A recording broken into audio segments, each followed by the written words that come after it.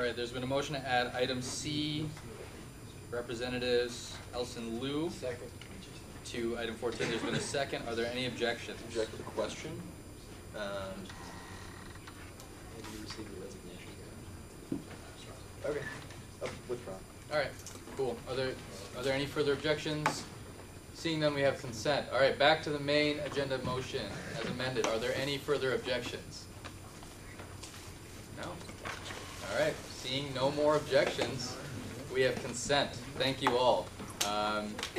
Now, approval of previous minutes. Item A, the minutes from January 26th. You shall find them somewhere. January 26th are in the blue packets that are scattered throughout.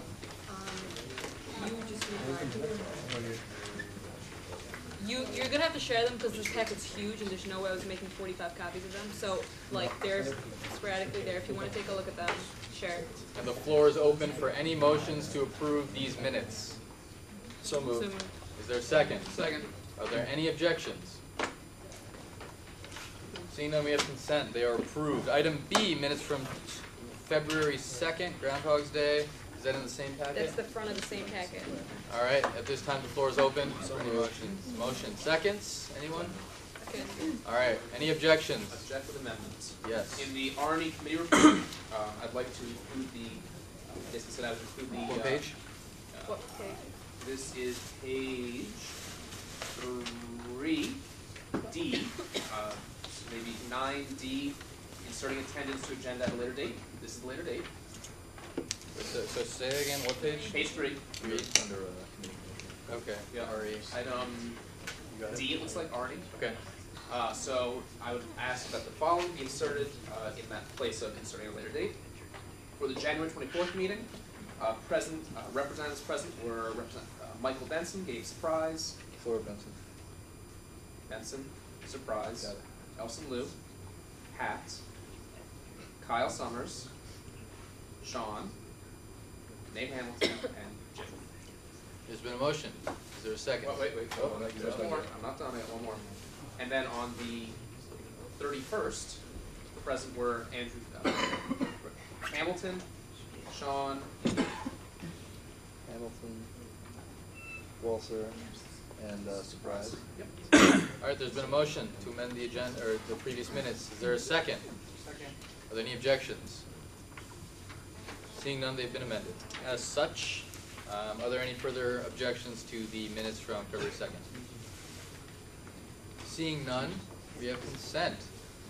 Thank you. Now this takes us to item 5, our guest speakers today, Will and Karen from the UMA survey, and they will be telling you a little bit more about that, and the floor is yours.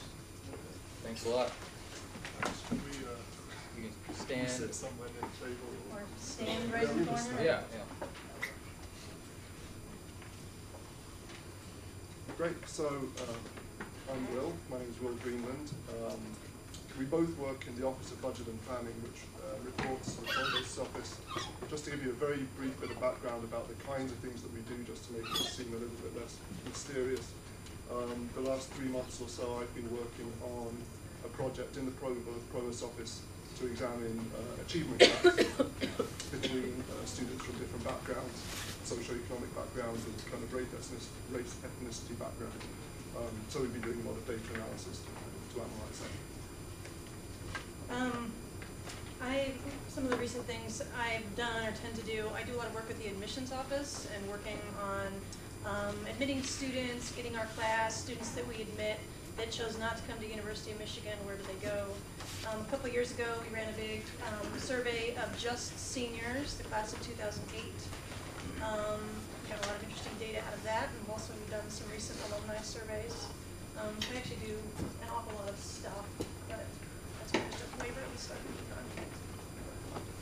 And so what we want to talk to you about is the UMA survey.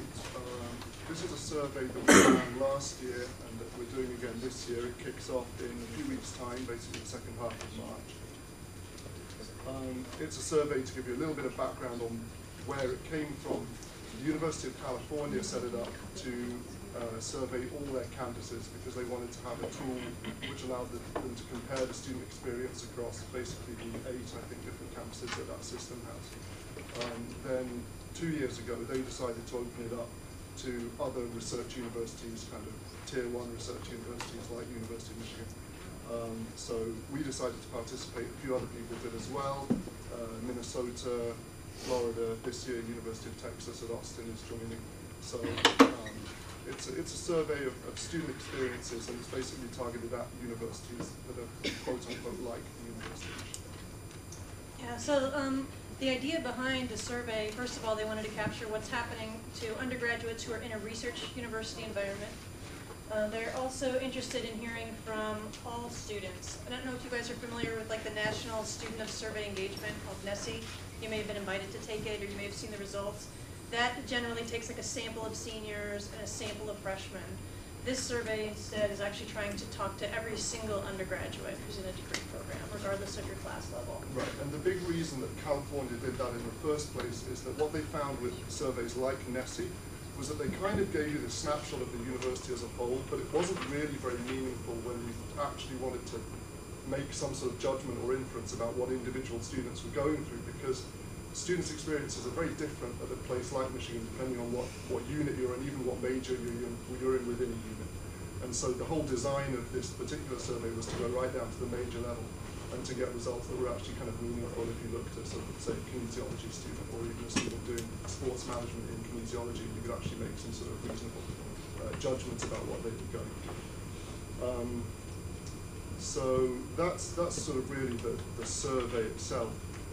The reason that we think it's a worthwhile thing to be doing, the reason that we're very engaged in doing it, is because of that going down to the major level. It actually allows us to push out results to where at the University of Michigan decisions actually get made. You may have already become aware of this. The University of Michigan is extremely decentralized, and although we do projects in the provost's office and we study things, and that does have some effect, most of the decisions that actually affect students on a day-to-day basis happen in the units, and they even happen at the department, sometimes even kind of at a lower level than that if it's a big department.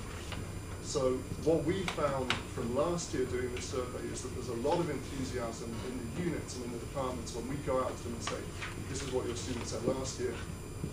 They're basically seeing data that they didn't really see before, and they certainly didn't see from something like, you know, the sort of the more overarching surveys like this.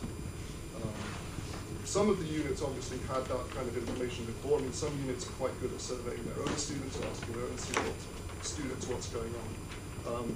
But again, because the university is decentralized and there's never been a kind of a coherent way of doing that, it's quite hit or miss. And I think some units and some departments have less good information than others, and so they were particularly interested to see it when we thought it.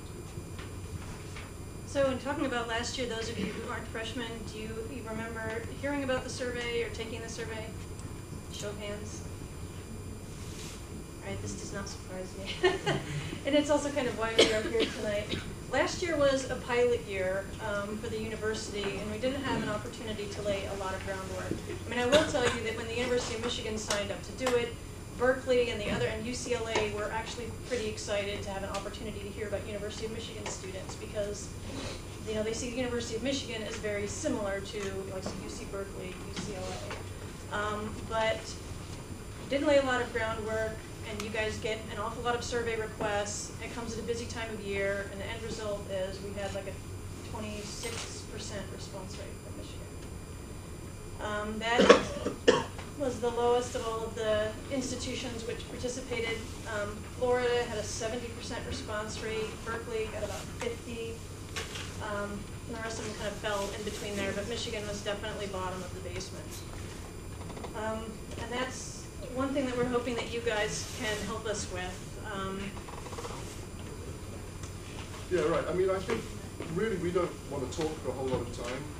We want to let you guys ask us questions if you have questions about, why this survey, why surveys generally, and hopefully we can give you good answers. I think, what we want to try and get across is we can really see that this is a great tool for people who actually make decisions that affect the lives of students every day, in terms of their academic lives especially.